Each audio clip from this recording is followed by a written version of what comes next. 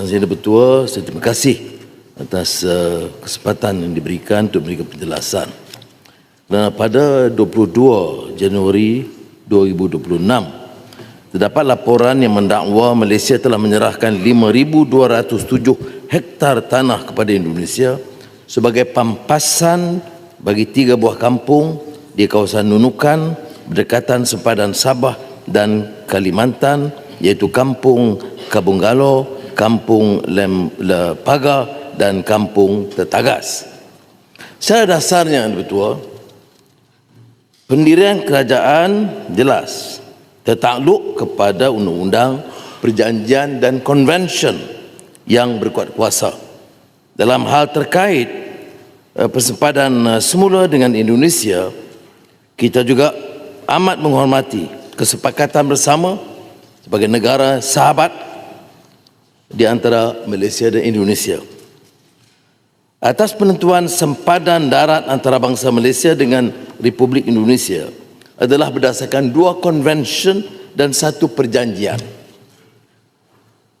Untuk keseluruhan Sabah dan Sarawak, konvensyen persempadanan antara kerajaan British dan Belanda, Boundary Convention 1891. Untuk Sabah, perjanjian persempadanan antara kerajaan British dan kerajaan Belanda, Boundary Agreement 1915. Untuk sebahagian kecil sektor di Sarawak, Konvensyen Persempadanan antara kerajaan British dan Belanda yang telah ditandatangani di Hague pada 26 Mac 1928, Boundary Convention 1928. Bagaimana penentuan jajaran persempadanan di kawasan Outstanding Boundary Problem OPB, Sungai Sinapat, Sungai Sesai yang menjadi isu ketika ini adalah berdasarkan kepada Boundary Convention 1891 dan Boundary Agreement 1915. Prinsip yang terkandung dalam perjanjian ini adalah penentuan kawasan berdasarkan kedudukan muara Sungai Sinapat dan Sungai Sesai di garis latitude 4 darjah 20 minit utara, iaitu di utara garis latitude 4 minit 20 utara, kawasan itu adalah di bawah British Sabah, manakala di selatan garis latitude 4 minit 20 utara, kawasan itu adalah di bawah Belanda Indonesia. Kerja-kerja persempadanan dimulakan pada tahun 1977 bersama Indonesia dan Malaysia. Berdasarkan peta dalam perjanjian tahun 1915, kedudukan muara Sungai Sinapat dan Sungai Sesai berada di selatan garis latitude 4 minit 20 utara. Namun demikian, hasil daripada pengukuran bersama didapati Sungai Sinapat sebenarnya bermuara di utara garis latitude 4 dan 20, bukannya di selatan. Maka pada pandangan Malaysia, semua lembangan sungai yang bermuara di utara garis latitude 4 20 tadi adalah kepunyaan Malaysia. Dan saya bentangkan juga peta supaya dapat difahami. Kawasan OPB sebelum ini tidak boleh dianggap sebagai kawasan milik mana-mana negara, kerana kawasan itu merupakan kawasan rundingan dan penentuan sempadan yang masih belum dimuktamadkan sejak dulu lagi. Saya ingin menegaskan bahawa penentuan sempadan tidak bersandarkan pada prinsip pampasan atau timbal balik atau untung rugi seperti yang didakwa. Sebaliknya, penentuan sempadan antara Malaysia dan Indonesia bersandarkan kepada konvensyen dan perjanjian seperti yang dijelaskan tadi. Jarak keseluruhan sempadan darat antara bangsa Malaysia dan Indonesia dianggarkan sepanjang 2,064 km dan dibahagikan kepada 2 sektor. Ada terpapar. Sektor Sabah Kalimantan Utara dianggarkan sepanjang 419.4 km dan sektor Sarawak Kalimantan Barat dianggar sepanjang 1,644.6 km. Jadi buat masa ini hanya pengukuran sempadan sektor Kaltara yang telah dimuktamadkan, yang melibatkan 2 OPB, Pulau Sebatik dan Sungai Sinapat, Sungai Sesai dalam kawasan OPB B2700 dan B3100.